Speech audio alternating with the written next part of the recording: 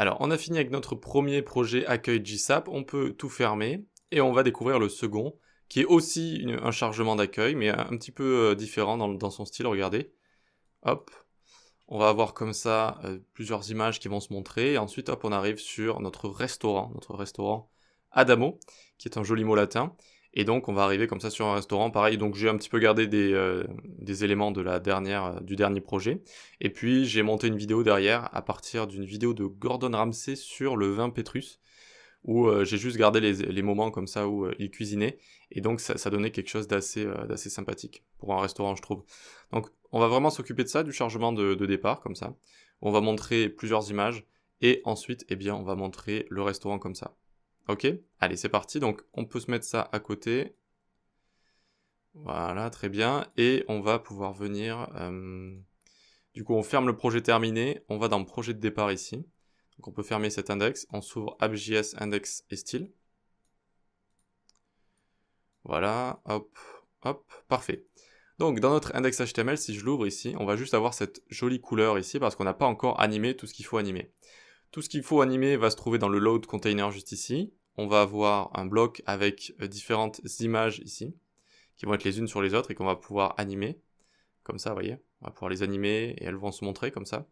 Et on a le texte ici qui va être Adamo que vous voyez juste là. Vous voyez? Parfait. Et ensuite, on aura notre vidéo en dessous qui sera muted, donc il n'y aura pas de son et ça va se jouer à l'infini. Et on s'occupera du lancement de cette vidéo en JavaScript pour que la vidéo se lance bien en fait seulement quand on arrive sur le site. Donc on peut se retrouver ici, c'est parti pour notre app.js. Donc toujours window.eventListener, par précaution, on veut seulement lancer nos animations une fois que tout a vraiment bien chargé. Donc, on envoie une fonction que j'ai appelée loader ici. On se fait une timeline que j'ai appelée tlload est égal gsap.timeline. Ok, première chose qu'on a envie de faire apparaître, c'est notre bloc avec les images. Donc on fait tlload, point tout comme ça. Et donc pour ce projet, au lieu de mettre tous les éléments du DOM dans des constantes, eh bien j'ai fait en sorte de juste les sélectionner ici, pour vous montrer quelque chose de différent. Donc, images container juste ici. Et on va lui donner une hauteur. De base, je lui ai mis hauteur 0 en CSS. Duration 1.3. Un petit délai de 0.4. Et on va même mettre un comportement par défaut. Ici, on ouvre un objet pour mettre les paramètres par défaut. Default, tac, et un nouvel objet. À l'intérieur, on va mettre un is de power2. Power2 comme ça. Ok. Et donc, on a notre jolie image qui apparaît comme ça. Si on inspecte, on peut voir que derrière, donc dans Home Content, alors on est où? Load Container juste ici, Anim Block, Image Container, donc qui vient de grandir. Ici, en fait, j'ai mes deux images qui sont les unes sur les autres. Sous cette image-là, donc avec juste des positions absolutes et un Z-index, il y a l'image de dessert. Et il y a aussi un petit flip comme ça que j'ai mis juste en dessous. Le flip va nous permettre de faire cette animation de, hop, vous voyez, on a un flip qui passe devant, et ensuite on a notre image derrière, comme ça. Donc très bien, on n'a plus qu'à animer tout ça. Donc on peut venir juste là et faire point tout. On a envie de faire apparaître le bloc txt avec le nom de notre restaurant. Et on met une height auto. Duration 0.6. Tac. Et le is on l'a déjà mis, mais on a envie de mettre un paramètre ici, un positionnement de moins est égal 0.6. D'accord? Un positionnement relatif de moins est égal 0.6. Donc on a bien regardé les deux choses qui vont s'animer, plus ou moins, pas en même temps, mais qui vont se suivre comme ça grâce à ce paramètre de position. Et là, vous voyez que j'ai mis height auto, et là j'ai mis height 400, parce que cet élément bloc.txt a déjà du contenu, il a déjà du texte à l'intérieur, regardez, il a déjà Adamo juste ici, donc il a déjà une hauteur avec padding, etc. Donc j'ai juste à mettre height auto, automatique par rapport à ce que tu as à l'intérieur. Lui, de base, n'a pas de hauteur, donc je lui ai mis bien height 400 comme ça. Très bien, on peut continuer. Maj alt flèche du bas, bloc.txt h2, comme ça. Et lui, je vais lui mettre y0. Donc de base, je lui ai fait dépasser. Je vais lui faire revenir avec y0 juste ici. La duration, on peut lui enlever, on peut lui laisser la duration de base. Et on lui met 0.6 juste là. Ah oui, et ici, j'avais mis 0.8. Donc regardez. Hop. Parfait, super. On a bien notre image qui apparaît, notre bloc et Adamo qui apparaît juste en dessous comme ça. Vous voyez? Parfait, génial, super.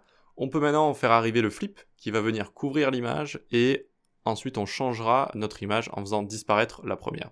Donc on fait point tout F2 qui va être le nom de notre flip, de notre carte Bordeaux qui va passer devant l'élément. Donc on lui met Y0, une duration de 0,6, comme ça.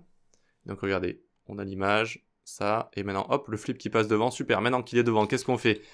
On va faire disparaître flip image 1 en lui mettant tout simplement, ici regardez, display none. Display none. Alors flip, j'ai dit flip image 1 ici, display none, et on peut lui mettre une duration de 0 pour que ça se fasse automatiquement. Et puis on va relever notre flip, donc on peut copier, coller ici, et donc cette fois on va lui mettre Y moins 100%. Moins 100% comme ça. Ok, très bien, et donc là on peut lui mettre une duration de base, juste ici. Et c'est bon, on a d'abord la première image, le flip qui arrive, l'image qui disparaît, juste ici, le flip qui s'en va, et donc l'image qui se situe en dessous, dans la pile des éléments, eh bien, apparaît, tout simplement. Une fois qu'on a ça, c'est très bien, on aimerait faire disparaître notre page d'accueil. En fait, cette page d'accueil ici, vu qu'on est sur un restaurant, oups, pour ceux qui me suivent sur YouTube, j'en avais fait une vidéo également, mais ici j'ai rajouté quelques petites améliorations au niveau des performances, notamment de l'apparition des images. Et donc, vu qu'on est sur un restaurant, eh bien, on doit montrer un petit peu ce qui se passe sur ce site. Il faut montrer qu'on va manger et qu'on va manger de bonnes choses, d'accord? Et c'est pour ça qu'on a cette animation de départ. Et une fois qu'on a vu tout ça, on le fait disparaître et on arrive sur la page d'accueil si on a envie de réserver, par exemple, ou que sais-je. Donc, une fois qu'on a tout ça, il faut faire disparaître cette page d'accueil. Donc, je fais .load container, alors .to, pardon. Vous voyez que la méthode to est très largement utilisée. Load container. On va lui mettre une opacity et même un auto alpha 0, duration 0,8, avec un petit délai, enfin un délai quand même de 0,7 secondes comme ça juste ici. Donc tac, tac, tac, et je disparais. Génial, super, ça fonctionne. Donc auto alpha c'est à la fois l'opacity et visibility hidden, pour pas qu'on puisse le manipuler avec des lecteurs d'écran. Et donc là on arrive sur cette vidéo qui ne joue pas, elle ne joue pas comme ça. C'est normal, c'est fait exprès de base.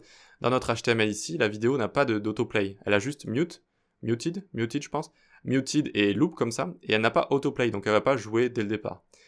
Pourquoi j'ai fait ça? Parce que j'avais envie que la vidéo se lance juste à un moment donné, en fait juste quand on arrive sur le site, et que ça commence à couper la viande comme ça. Je trouvais que c'était un bon plan pour démarrer, pour arriver sur le site comme ça.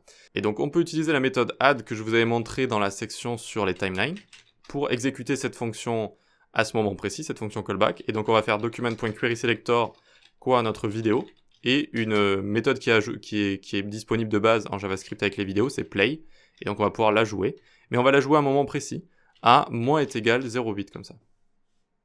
Donc regardez, hop, tac, tac, super, génial, et ça commence à la jouer juste maintenant, d'accord? Ça commence à la jouer juste maintenant.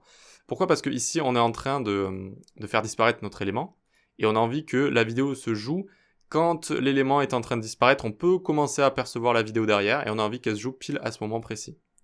D'accord? Donc hop, ça disparaît et ça joue en même temps. Vous voyez que c'est hyper fluide, c'est super sympa. Voilà, ça donne un effet qui est assez cool. Voilà pour ça. On aurait pu ici animer également la page d'accueil, etc. Mais ce n'est pas parce que vous savez animer qu'il faut tout animer. En général, dès qu'on commence à savoir un petit peu toucher à toutes ces animations, etc., on se dit c'est bon, c'est parti, je vais animer tous les éléments du DOM, tous les textes, toutes les images, tout ce qui existe, tous les embellissements. Mais il faut quand même rester, utiliser ça avec parcimonie, ou plutôt s'adapter à votre utilisateur. Ici, imaginons on a un restaurant gastronomique. Les personnes qui vont aller sur ce site ne sont pas forcément férus d'animation ou très habitués à aller sur des sites comme vous et moi probablement, qui sont très animés avec plein de choses qui partent dans tous les sens, etc. D'accord? Donc on veut quelque chose de sobre et d'élégant. Donc on reste sur ce genre de choses. Voilà pour ça, c'est bon, c'est terminé.